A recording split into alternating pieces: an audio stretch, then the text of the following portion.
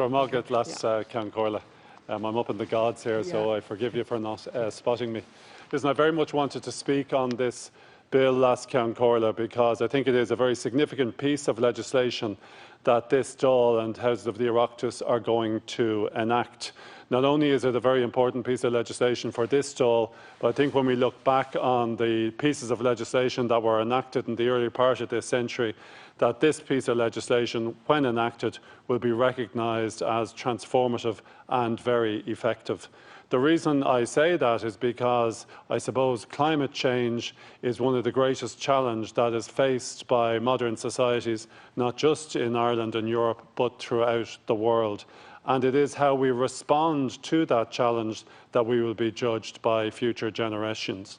I suppose when you look at the challenges that we faced in the first 21 years of this century, you can see that there have been very many extraordinary challenges that the world has had to deal with and that governments have had to deal with.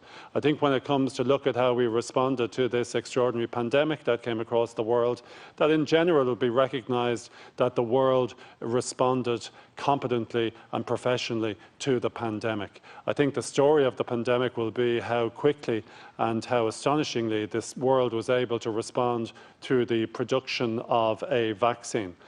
Just as the pandemic was an extraordinary challenge to the world, however, so is climate change and carbon emissions. I suppose the difference between the two of them is that in the former we're able to see very immediately and very graphically the immediate damage that was done by the pandemic to people who had died, to people who were in hospital, and also, of course, we were able to see the significant damage done to society as a result of our response to it. So the impact of the pandemic had a very immediate and dramatic impact, not just on society, but on governments and the need placed on governments to respond to it dramatically. We did that well. I think when you look at climate change, it's slightly different because it is difficult, I suppose, to convince people of the immediacy of it. However, my own view is that in the past 20 years, people have now become aware that this is the greatest single challenge that we face in the world today, and it poses an existential challenge to humanity on the planet unless we respond to it appropriately and accurately. Ireland obviously is a small country when it comes to climate change and carbon emissions. I think we're responsible for about 0.1% of global carbon dioxide emissions. But notwithstanding that, we have a responsibility to ensure that we get our response to climate change correct, that we set an example that other countries will seek to follow, but more importantly, that we send out a message through legislation to people in the country that we have to change our behaviour in order to ensure that we can challenge this threat that is posed by climate change. I suppose when you think about it as well, like legislation is an extraordinarily powerful tool. I was just listening to Deputy O'D earlier on when he was talking about what the government was going to do in order to stop the bulk purchase by institutional funds of newly completed housing estates. That is an issue that the government and indeed this Oireachtas needs to deal with. And the way we'll deal with it is not by talking about it, but by bringing in legislation in before this House of the Oireachtas and then the Seanad and getting it put into our law. The one great thing that laws can do is that they change human behaviour. And we will see that presently when I discuss more about what's in the Climate Action Bill. But also, if we're trying to stop the bulk purchase of newly completed housing estates by institutions, well then we have to change our laws so that that is prohibited. And that's permitted when you think of the common good, and it's permitted when you think of what public policy and the policy of the government is and should be. Under the Climate Action and Low Carbon Development Bill, we really have a pathway set out as to how we're going to reduce carbon emissions in this country between now and 2050. We want to be a carbon neutral economy and society when we get to 2050. I commend Minister Ryan for the changes that were made to the bill since it was initially published. I think the Oireachtas Committee did an excellent job in strengthening the bill. It is in the interest of everyone in this House to ensure that the legislation that we enact is vigorous, that it's strenuous, and that it will achieve the objectives that we want to see it achieve. Let us be clear about what that objective is. We want to ensure that as a country, Ireland is able to achieve a reduction in our carbon emissions and greenhouse gases in order to ensure that we play our part in the world to protect the world from the ongoing climate change. If we don't do that, we're going to find ourselves in a position some 30, 40, 50 years from now where we will not be able to reverse the damage that has been done to humanity as a result of climate change. When you look at the pandemic, we were able to respond to it through ingenuity, we were able to respond to it through scientific knowledge, we were able to develop a vaccine.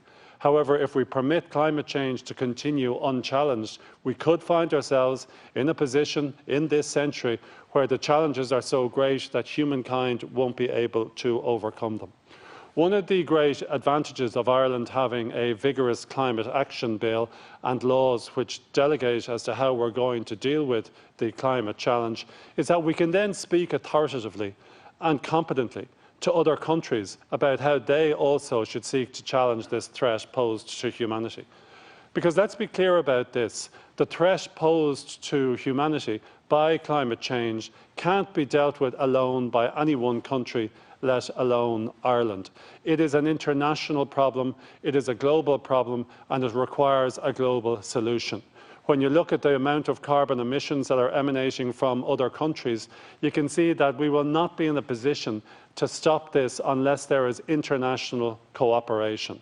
I welcome the fact that now in America we have a president who recognises the threat posed by climate change, and he is committed and has joined back in with the Paris Accord.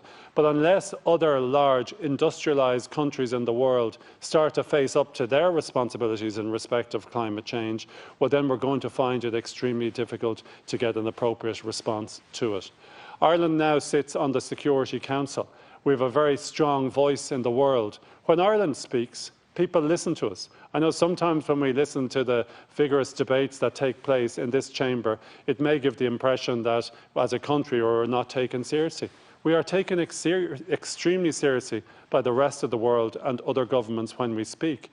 Part of that is recognising the fact that we were elected onto the United Nations Security Council. So I would urge Minister Ryan, and I know he will do this, and I would urge other members of government as well, to speak out in respect of issues pertaining to climate action and the challenge that is faced by the world. We are in a position to do so once we get this piece of legislation enacted, because the world will see that we speak with authority and that we act as well as speak on the issue of climate change. One of the issues internationally that I would like to see tackled by our government and brought up at the United Nations Security Council is the outrageous behaviour that's going on in Brazil at present, controlled by the Bolsonaro regime. We are all aware of the vital role played by the Amazon rainforest in protecting the ecosystem of the world. It absorbs damaging carbon dioxide. It plays an extraordinary role in terms of ensuring that carbon dioxide is taken in from the atmosphere. Unfortunately, last year, 5 million acres of the Amazon rainforest were deliberately burned in Brazil. And we know that in years prior to that, these burnings were continuing also. We have to respond to that, and Ireland should speak out against it. We have a seat on the Security Council to do so, and we should do so.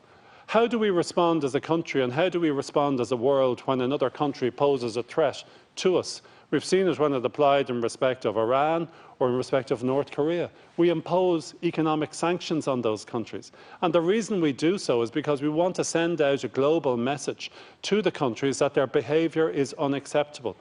Similarly, I would urge Minister Ryan to bring up what is happening in the Amazon with his colleagues in Europe. The European Union should take note of the damage that has been done to the global ecosystem by the fires taking place in the Amazon. I welcome the fact that yesterday it was reported by the BBC that a number of UK food companies have decided to impose their own economic sanctions on Brazil. They are no longer going to accept in certain foods from Brazil because of the damage that has been done to the ecosystem and the rainforest by the policies currently being implemented by the Bolsonaro regime, and which are threatened as well in terms of further legislative proposals from that regime.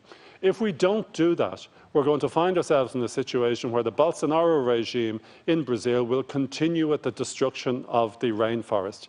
We now have a bizarre situation where farmers in Brazil are being facilitated to knock down and burn parts of the rainforest so that they can turn them into pastures in order to put cattle on that land, which cattle then will subsequently be exported to the European Union. You couldn't make it up in terms of the inappropriateness of what is being done. And let's be clear, under the Mercosur deal, that's the plan, that Brazilian beef will be exported into the European Union. The purpose of it will be to ensure that Brazilian meat producers are given greater markets throughout the world. The way they're going to achieve that in Brazil is by reducing the size of the rainforest and turning that rainforest into pastures for cattle. We really need to look again at this and the logic of it, the logic of cutting down parts of the rainforest so that cattle can pasture there, and then they will be shipped over to Europe, where they will be sold in European markets. It simply doesn't make sense if we are trying to cut down on carbon emissions and if we're trying to ensure that the ecosystem of the world is protected. We need to really recall that the rainforest in the Amazon, it's not just a natural resource of Brazil or South America. It is, as President Macron previously stated, it is the lungs of the world, and we need to protect it and we need to preserve it, and it belongs to all of us in terms of the impact it has on the ecosystem. If we don't do that, we're going to find ourselves perpetrating irreparable damage to the ecosystem that operates here. I also think we need to be innovative in how we respond to the challenges faced by the climate crisis and the proposals within the Climate Action and Low Carbon Development Bill.